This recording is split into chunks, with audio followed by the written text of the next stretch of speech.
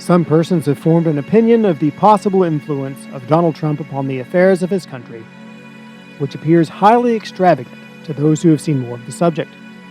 We have been told that Trump has won sundry battles, that he is an energetic man, prone by nature and by habit to the use of force, covetous of power, and a despot by taste.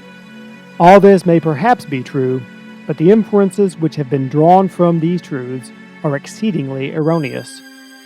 It has been imagined that Trump is bent on establishing a dictatorship in America, on introducing a military spirit, and on giving a degree of influence to the central authority which cannot but be dangerous to provincial liberties.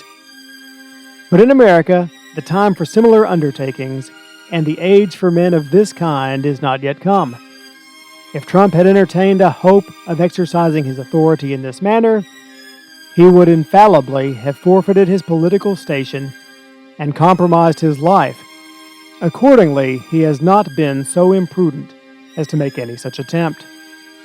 Far from wishing to extend the federal power, the President belongs to the party which is desirous of limiting that power to the bare and precise letter of the Constitution, and which never puts a construction upon that act favorable to the government of the Union.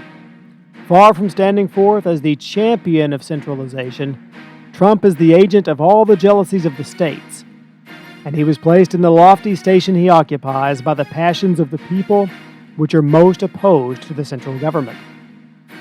It is by perpetually flattering these passions that he maintains his station and his popularity. Trump is the slave of the majority. He yields to its wishes, its propensities, and its demands. Say rather that he anticipates and forestalls them. But Trump appears to me, if I may use the American expressions, to be a Federalist by taste and a Republican by calculation.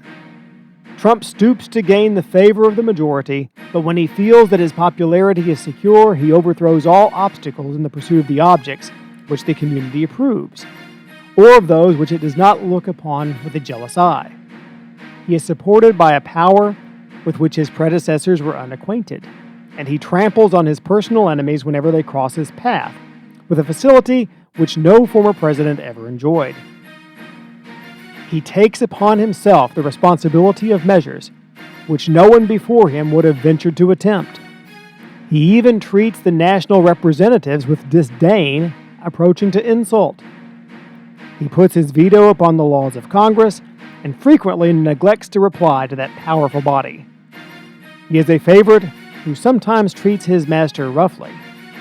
The power of Trump perpetually increases, but that of the president declines. In his hands, the federal government is strong, but it will pass enfeebled into the hands of his successor.